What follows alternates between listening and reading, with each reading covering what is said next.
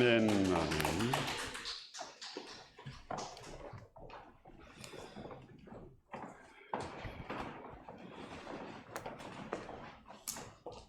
하늘에 계신 우리 아버지, 이렇게 아름다운 찬양을 통해서 주님 앞에 영광을 올렸습니다. 이 찬양을 받으시고 우리 눈이 열리고 귀가 열려서 하늘의 영광을 보게 하시고 하늘을 찢어주고 강림하신 성령의 충만함을 더해 주셔서 오늘의 봉독한 이 말씀이 깨달아 믿어지고 검이 되고 능력이 되는 은혜가 있게 하옵소서. 예수님의 이름으로 기도드리옵나이다. 아멘.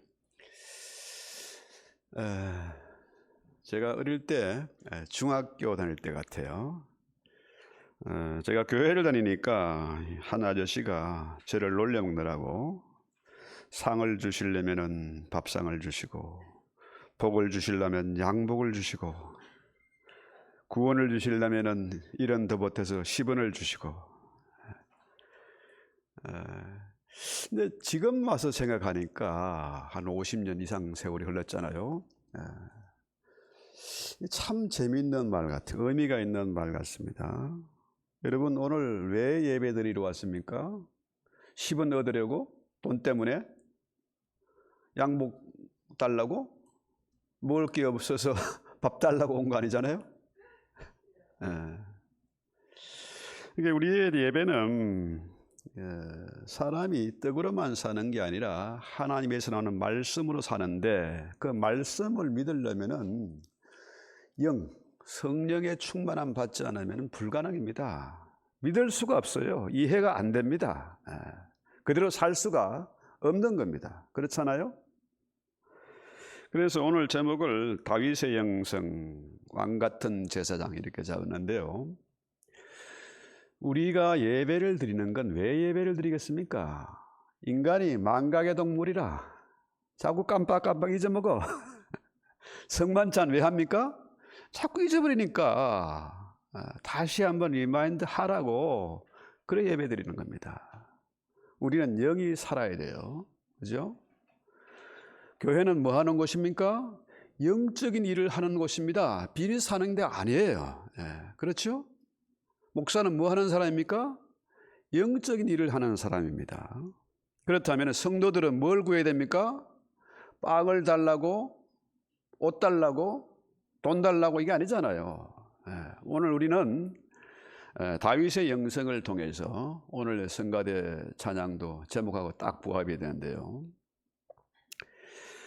이 다윗처럼 성령이 충만해야 된다. 이거 아주 중요한 겁니다.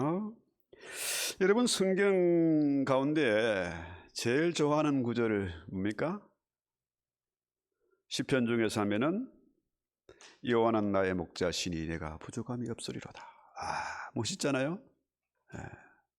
모두가 다 좋아하는, 애송하는 그런 구절이죠. 그런데 초대교회 성도들은요, 시편 23편보다 시편 110편 오늘 본문을 더 좋아했습니다. 왜? 시편 23편은 개인의 기도이고 시편 110편은 뭡니까? 공동체의 기도입니다. 오늘 이 본문이 우리 모두의 기도, 우리 교회의 기도, 우리 공동체의 기도가 됐으면 좋겠습니다. 그래서 신약에서 가장 많이 인용한 구절이 뭐냐면은 오늘 본문입니다. 한 25번 정도 인용이 됐는데요. 시편 23편은 한 군데도 인용된 적이 없어. 그만큼 오늘 본문은 중요한 본문이고 신약과 구약을 연결하는 본문이고, 또 다윗이 저자를 하잖아요. 다윗이 왕이 되었을 때 쓴 시입니다. 그러니까 시편 110편은 신약과 구약을 연결하는 다윗의 메시아를 찬양하는 그런 예언시입니다. 그렇죠? 그래서 오늘 1절에 보면은 여호와께서 내 주에게 말씀하시기를 했어요. 자, 여기서 나라는 건 누굽니까? 다윗이죠. 그죠? 내 주는 누굽니까?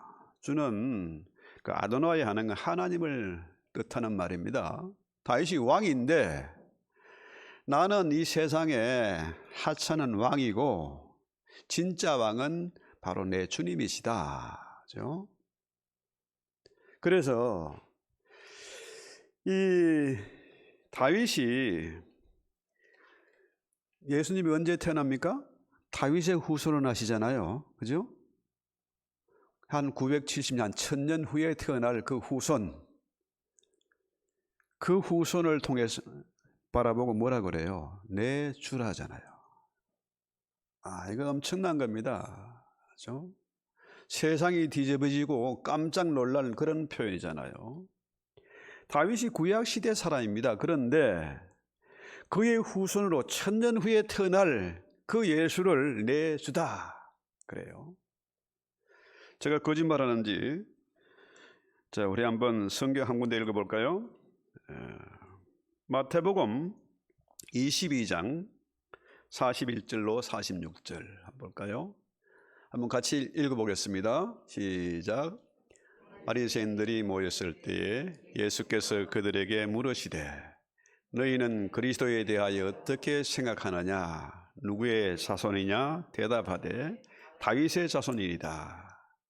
이에 이르시되 그러면 다윗이 성령에 감동되어 어찌 그리스도를 주라 칭하여 말하되 주께서 내 주께 이르시되 내가 내 원수를 내 발 아래에 둘 때까지 내 우편에 앉았으라 하셨도다 하였느니라. 다윗이 그리스도를 주라 칭하였은즉 어찌 그의 자손이 되겠느냐 하시니 한마디도 능히 대답하는 자가 없고 그날부터 감히 그에게 묻는 자도 없더라.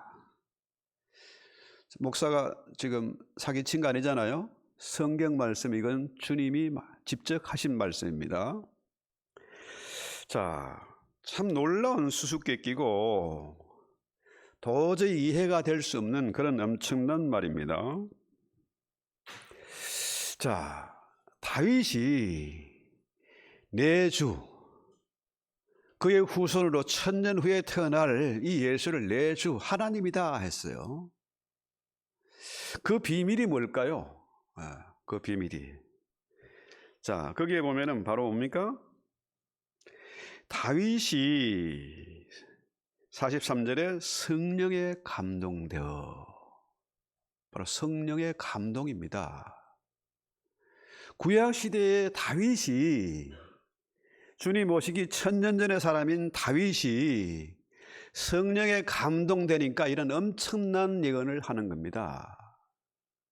놀랍지 않습니까?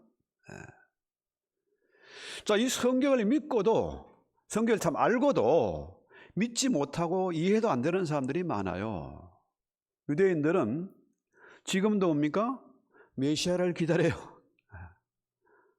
메시아, 그리스도죠. 구약의 표현은 메시아, 신약의 표현은 그리스도죠. 그러니까 이런 놀라운 예언을 한 비밀이 다윗이 성령의 감동을 받았다, 이 얘기입니다. 그렇죠? 그래서 이 말을 들은 다윗이, 바리새인들이 아무도 대꾸를 했어 못했어요? 못해요. 성경에 분명히 얘기해놨으니까, 이게 구약의 예언이니까 대꾸를 할 수가 없었어요. 바리새인들은 뭐 하는 사람들입니까? 율법을 연구하는 사람들이죠. 구약을 연구하는 사람들이라 박사들입니다. 그런데 율법을 연구하고 율법을 가르치는 이 바리새인들이 그렇게 성경을 딸딸 외우고 하면서도 예수가 다윗의 후손이고 메시아인 것을 도저히 깨달을 수가 없었습니다.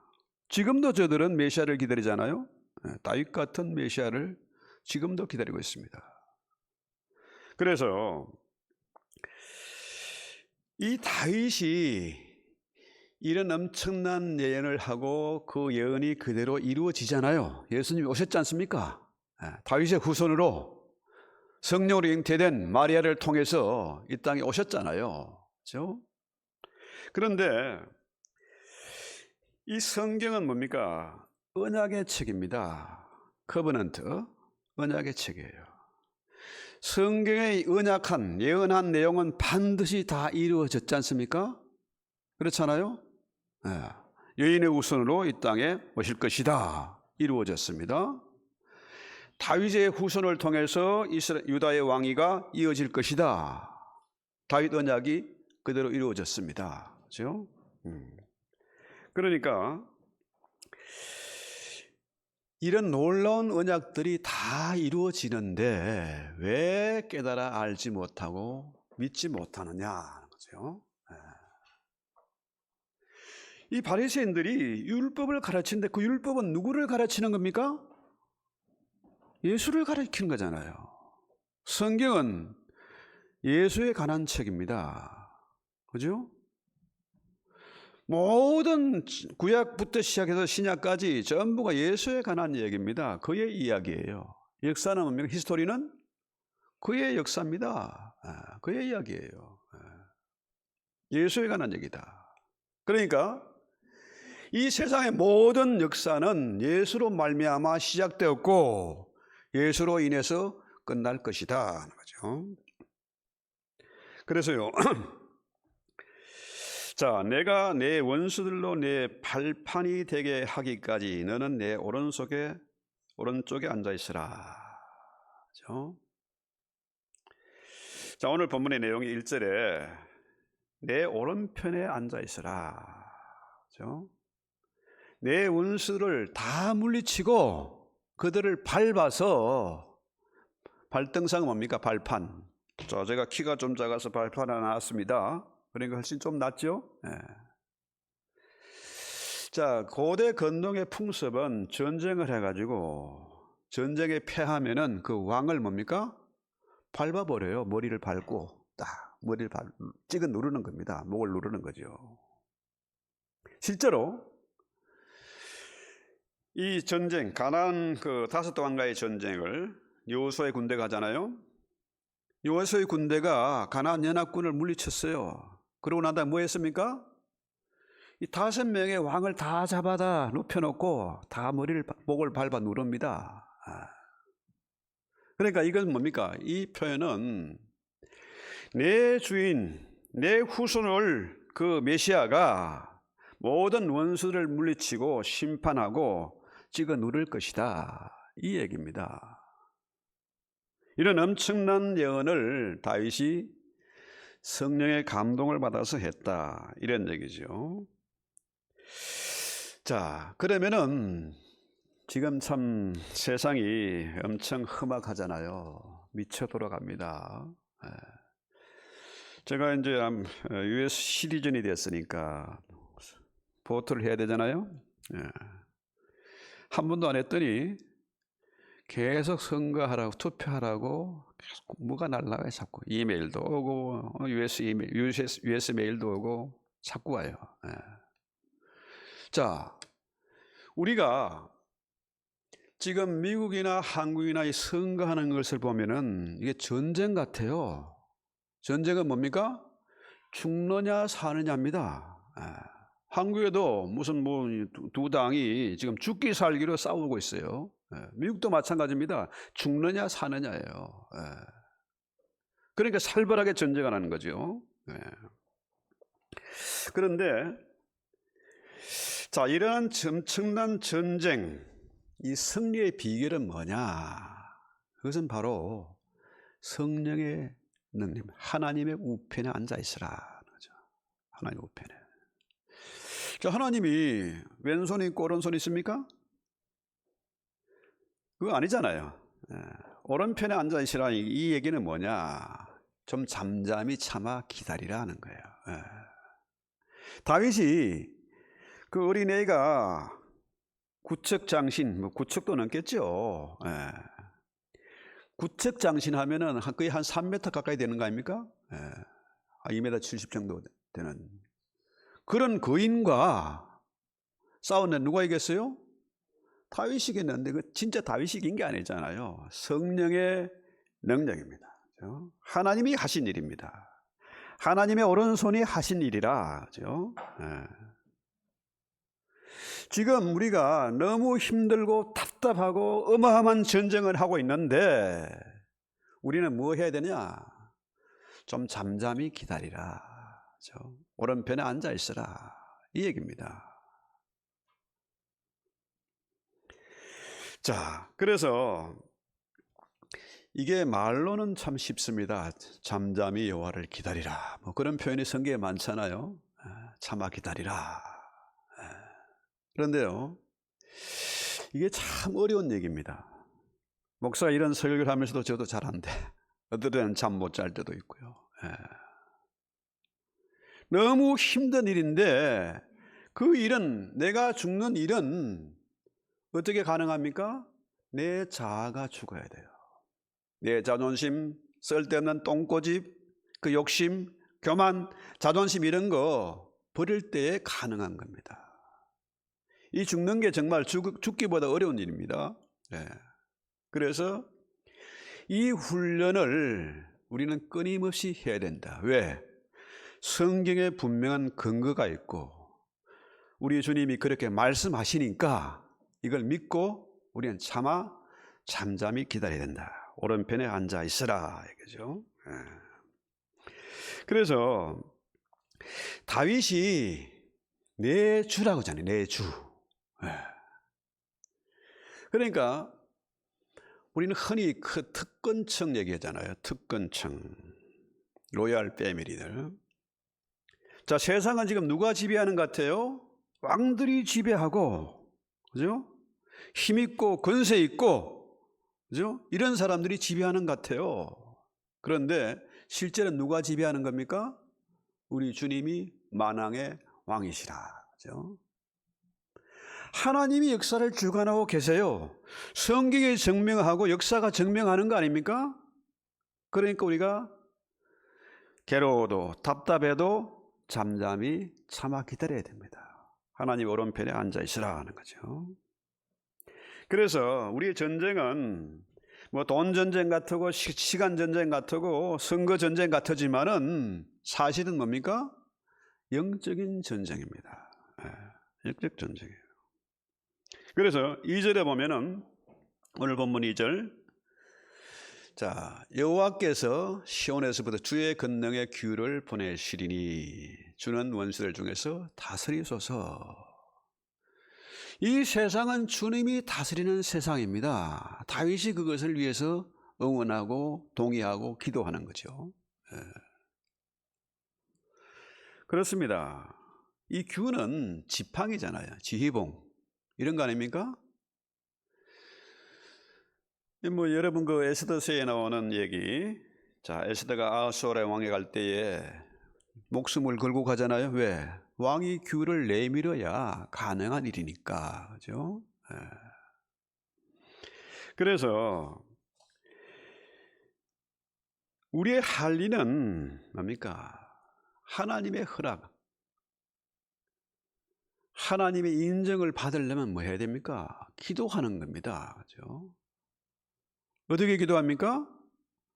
자, 모르드게가 기도하고 에스더가 기도하고 온 이스라엘 백성들이 함께 기도하고 그냥 기도하는 것이 아니라 통곡하면서 금식하며 기도했더니 하나님이 일하시잖아요. 그죠? 에스더가 한 일이 아닙니다. 모르드게 아무리 머리가 좋고 책사라도 그거 한 일이 아니잖아요. 그죠? 성령의 감동을 받으니까 하나님이 하시는 일입니다. 그죠? 주님이 하시는 일이다. 그죠? 그래서 이 기도가 정말 중요한 것은 물론 개인적으로 기도하는 것도 좋죠. 그러나 보다 더 중요한 것은 공동체의 기도예요. 지난주에 다윗의 장막을 제가 말씀드리면서 그 얘기 했지 않습니까? 성전은 이미 예루살렘 성전은 무너졌습니다. 휘장이 찢어졌어요. 끝났습니다, 그거. 그러면은 새로운 성전은 뭡니까? 우리 몸이 성전이고 다윗의 장막은 뭡니까? 사람이 짓는 겁니다. 사람이 성전되는 거예요. 하나가 아니고 뭡니까? 다윗의 장막은 새로 지을 성전은 뭡니까? 재료가 돌도 아니고 금덩이도 아니고 은도 아닙니다. 사람이 성전을 짓는 거예요. 한 사람이 모이고 두 사람이 연결되고 계속 연결되어져서 성전이 건축되는 겁니다. 그래서 이 시대의 교회가 중요한 것은 돈도 아니고 건세도 아닙니다. 그렇죠? 사람이 모이는 겁니다. 사람이 어떻게 해요? 억지로 또 주일이 왔는데 또 성가대 연습해야 되고 약속이 있는데 이게 아니고요. 오늘 성경에 보면 뭐라고요? 새벽 이슬같이 헌신된 청년들, 그죠? 헌신이란 말은 뭡니까? 헌신은 3절 한번 볼까요? 주의 백성이 거룩한 옷을 입고 즐거이 헌신하되, 즐거운 마음이다. 헌신이란 말은 네바다는요, 사나운 마음으로 기쁜 마음으로 해요. 자, 여러분, 돈 때문에 온 거 아니잖아요. 양복 얻으러 온 거 아니지 않습니까? 뭐 해야 됩니까? 즐거운 마음으로, 잘하는 마음으로. 성가대는 너무 좋아서, 예배당 청소하는 너무 좋고, 주일날 음식 서비하는 거 너무너무 좋아서 기도하면서 찬양하면서 준비하고, 그거 아닙니까? 네. 그래서 새벽 이슬 같은 헌신된 주의 청년들이 나온다. 여러분, 헌신된 청년 뭡니까? 여러분 보면은 저런 애들도요, 미나 같은 애도 노인처럼 행동할 때가 있어. 네. 피곤하니까, 살맛 없고 소망이 없으니까. 그런데 나이가 80이 돼도요, 청년 같은 사람이 있습니다. 걸음걸이나 생각하는 거나 행동하는 것이 청년보다 더 나은 사람들이 있어요. 네. 자, 여러분, 아침 이슬이라는 건 뭡니까? 아침 이슬은 매일 밤에 내리잖아요. 이슬이 내립니다. 그 이슬이 해만 뜨면 없어져. 인생이요, 이슬 같아요. 영원하지 않습니다. 인생 잠깐입니다. 그죠? 자, 젊은 애들이 저를 보고 꼰대라고 놀리지만은 한순간입니다. 금방 늙어버리고 금방 인생이 훅 가는 겁니다. 그렇잖아요. 그래서 지금 세상이 미쳐 돌아가면서 특히 팬데믹 3년을 거치면서 교회가 수없이 무너지고 목회자들은 지망생이 없고 신학교 문 닫고 지금 난리 아닙니까? 자, 원수들은 지금 손뼉치고 뭐 좋아하고 난립니다. 그런데 성경에 뭐라 그래요? 새벽 이슬같이 헌신된 청년들이 나온다는 거예요. 이슬이 뭡니까? 여러분, 밤에 이슬 내린 거 숫자 셀 수 있어요? 내 마당에 숫자도 못 세는데 온 세상에 이슬이 내립니다. 그렇죠? 마지막 때에 갈수록 뭡니까? 세상이 이렇게 끝나는 게 아닙니다. 주의 복음이 순식간에 전파돼서 수많은 헌신된 새벽 이슬 같은 청년들이 나올 것이다 하는 거죠. 저는 이것을 믿어요. 왜? 단순 무식하니까. 성경대로 믿는 거죠. 그래서 이 군대죠. 전쟁이 나면요, 누가 나가 싸웁니까? 청년들이 나가 싸우는 거라. 그죠? 나이 먹은 할배는 안 써줘. 청년들이 나가는 거예요. 자, 여러분, 러시아 우크라이나 전쟁 한번 보세요. 뭐 처음에는 뭐 한 주먹 거리도 안 되고, 한 일주일도 안 돼서 끝날 줄 알았어. 지금 3년이 넘어가지 않습니까? 왜 그럴까요? 자, 용병은요, 돈 주고 산 군대는 그 생각의 중심에 뭐가 있습니까? 돈이 있어요. 돈 안 주면 안 싸워. 러시아 군대가 없으니까 어마어마한 돈을 주고 군대를 막 끌어들입니다. 아예 성금을 줘버려요. 왕창 그냥. 그것도 안 되니까 지금 북한 청년들이 지금 군대 용병으로 전갑니다. 용병하고 죽음을 두려워하지 않고 싸우는 그 군대하고 누가 이기겠습니까? 러시아 우크라이나 전쟁을 보여주잖아요. 그죠? 과거의 전쟁은요, 월급 받고 싸우는 군대가 아닙니다. 자, 기도원이나 뭐 사무엘이나 우리 싸우자 하면은 어떻게 해요? 누가 나옵니까? 자원하는 사람들이 기쁜 마음으로 들어오는 겁니다. 월급 안 줘. 군복도 없어. 무기도 없어. 자, 돌멩이 던지는 사람, 활 쏘는 사람, 칼 쓰는 사람, 이런 사람이 모이는 겁니다. 그죠? 정말로 위대한 지도자가 앞장서면은 영성이 있고 세상을 보는 눈이 있고 분별력 있고 통찰력 있는 그런 사람이 있으면 어떻게 해요? 사람들이 헌신된 청년들이 나오는 겁니다. 그렇잖아요? 다윗의 주변에 모인 사람들이 비류들, 잡류들이었잖아요. 그죠? 오늘 제가 주보에 기록해 놓은 거, 그 내용 잠깐 한번 보시는지 모르겠는데, 여기에 구찬익이라는 사람이 있어요. 이 사람은 완전히 노름꾼이고 남봉꾼이고 깡패 같은 사람이고 남의 여자 겁탈하고 그런 놈입니다. 이런 사람이, 쌍놈이 개일 선교사의 전도를 받고 변했어요. 사람이 헷가닥한 겁니다. 성령의 감독을 받으니까 변했어요. 그래서 수도 없이 사람들을 도와주는 겁니다. 몰래 도와주는 거라. 자다 보니까 이불 밑에 돈이 있고, 자다 보니까 문 앞에 돈이 쌀자루가 놓여 있고. 그런데 그걸 누가 하는지 몰랐어. 근데 나중에 그 사람 이사 가고 난 다음에 그런 일이 없었거든. 아하, 구찬익이 한 일이었구나. 그렇죠?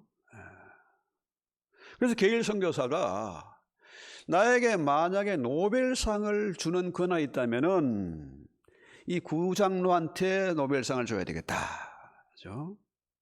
전도는요, 어깨띠 두르고 뭐 전도지 나눠서 되는 게 아닙니다. 그렇죠? 자, 성령의 감동을 받으면은 사람이 변합니다. 주변에 사람이 모입니다. 그죠? 그런 군대가 힘이 있어요.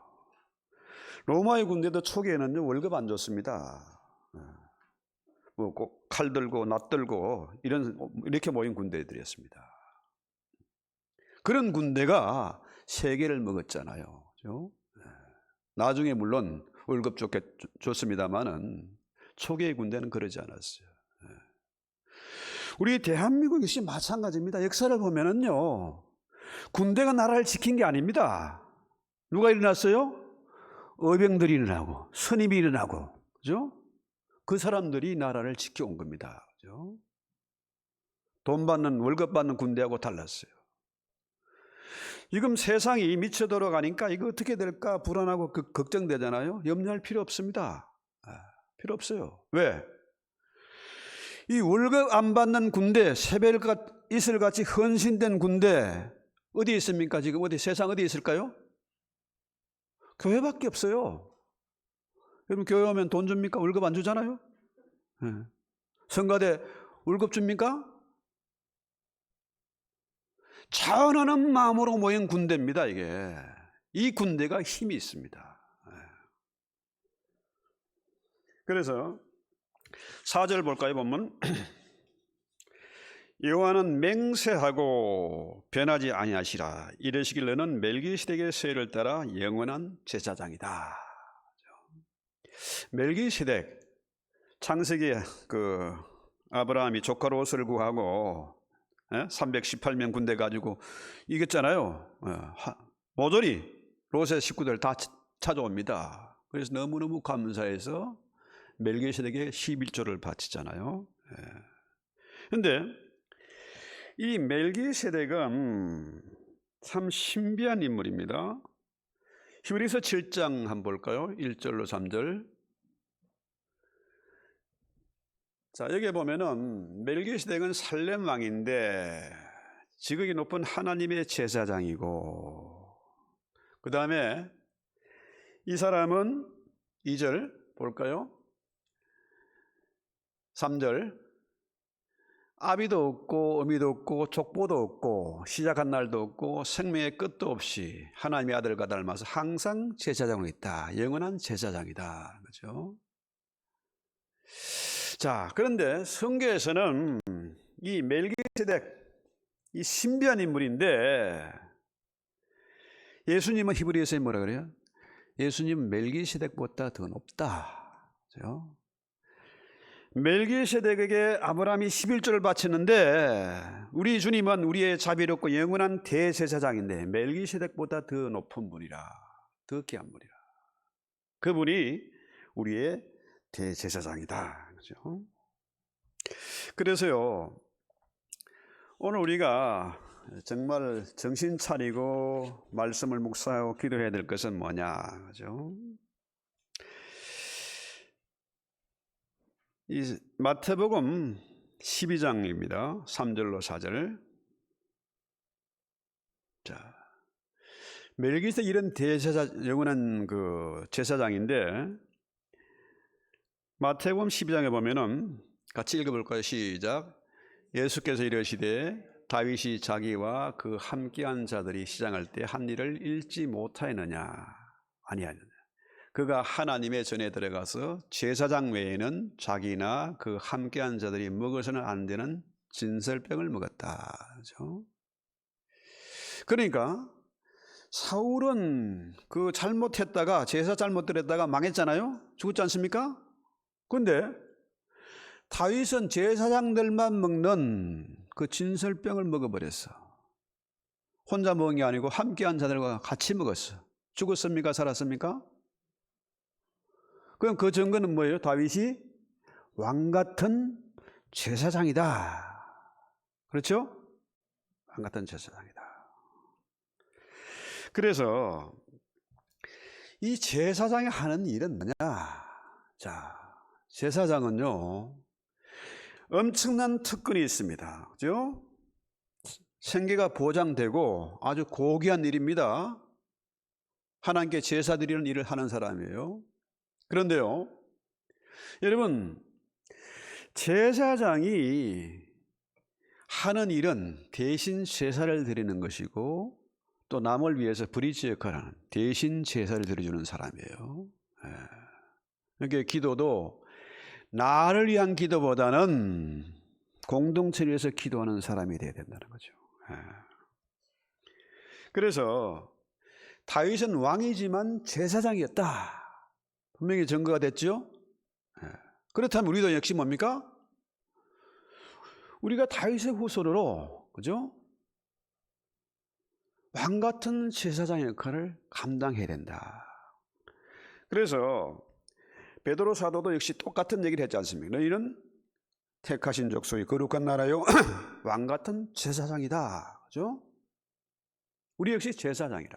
그죠? 제사장은 그 놀라운 특권이 있습니다. 요일서 5장 14절 볼까요? 요한일서 5장 14절 15절 여기 보면은 그를 향하여 우리의 가진 바 담대함은 이것이니 그의 뜻대로 무엇을 구하면 들으실 줄 안다. 그 다음에 18절 볼까요? 요일서 5장 18절 하나님께서 난 자마다 범죄치 아니한 줄을 우리가 아노라. 하나님께 나신 자가 저를 지키시며 악한 자가 저를 만지지도 못하게 하신다. 자, 이 제사장은요 로얄 패밀리입니다. 특권층이에요. 하나님과 통하는 사람입니다. 하나님 일을 하는 사람이에요. 그런데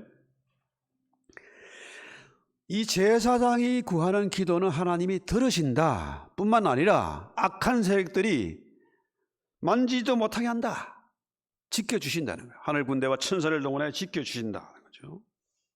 그래서 우리 모두가 왕 같은 제사장이라. 근데 만인 제사장설을 얘기하는 사람들이요, 이 잘못 해석한 부분이 있어가지고, 자, 뭐예요? 캐톨릭 신부처럼 나를 통해야만, 나한테 너희가 죄를 고해 성사를 해야만 죄를 용서받을 수 있어. 너희 돈 가져와야 돼. 구약시대 제사장이 11조 지가 챙겼으니까 11조 내가 다 가져야 돼. 이런 목사들, 희한한 목사들 꽤 있습니다. 이단들이 수없이 생겨나요. 돈 때문에. 허경일이라는 사람은 대통령 선거도 몇 번 나왔죠. 그 사람은 뭐 3억짜리, 뭐 1억짜리, 뭐 1,000만 원짜리, 100만 원짜리, 300만 원짜리 그걸 내야 뭐가 되는 거예요. 허경영한테 돈을 갖다 내야 로얄 패밀리가 되는 거예요. 그런데 희한하게 거기다 갖다 바치고 또 안수받고 하는 사람들이 있어요. 자, 이런 자들 때문에 교회가 욕을 먹는 겁니다. 그죠? 정말로 우리가 왕 같은 제사장으로 다윗과 같은 그런 믿음을 가지고 신앙생활을 했으면요, 교회가 엄청난 일을 했지 않겠습니까? 세상이 변했지 않겠습니까?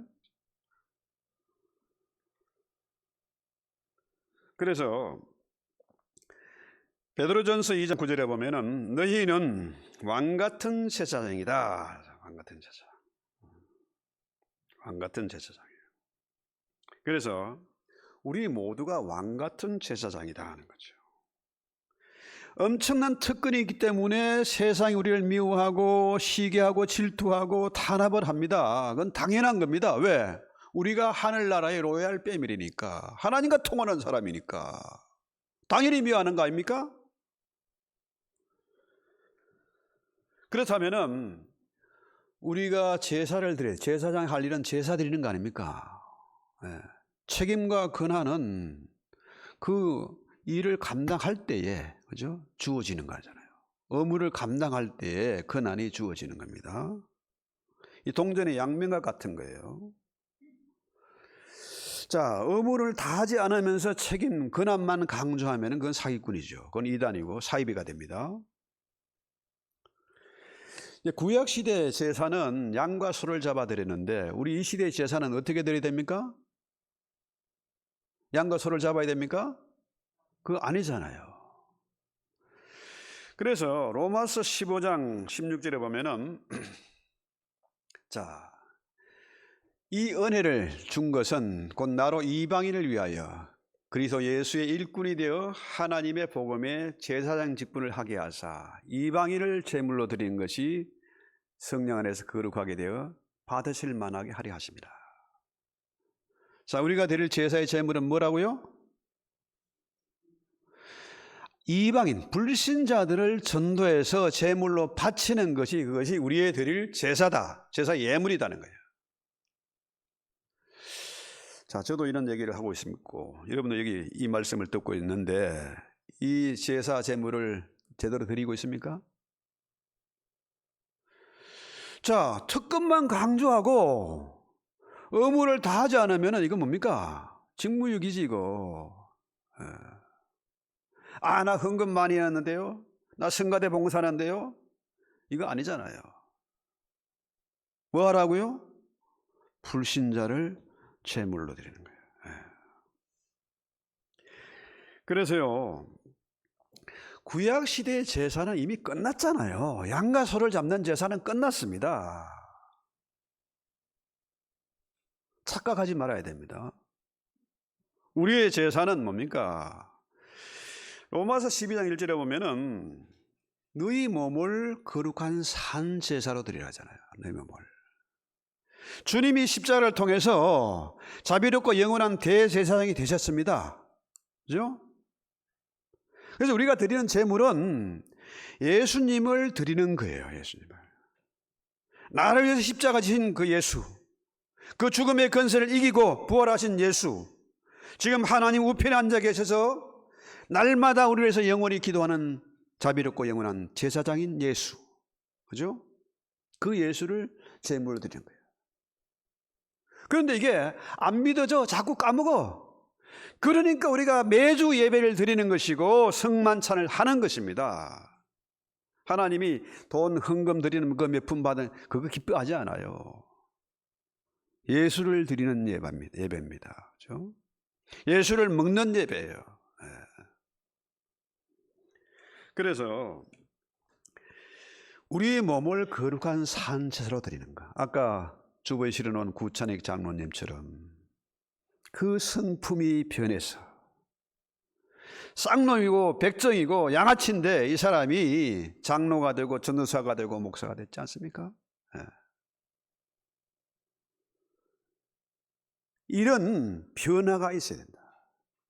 내 몸을 거룩한 산제로 드리는 것, 이게 바로 전도고 예배고 이게 제물이잖아요. 그렇죠? 그래서요, 오늘 본문 5절부터 7절까지 한번 볼까요? 자, 결론적입니다. 주의 오른쪽에 계신 주께서, 시작. 그의 노하시는 날에 왕들을 쳐서 깨뜨리실 것이라. 6절. 문나라를 심판하여 시체로 가다가게 하시고 여러 나라의 머리를 쳐서 깨뜨리시며. 7절. 길가의 시냇물을 마심으로 그의 머리를 드시리로다. 그렇죠?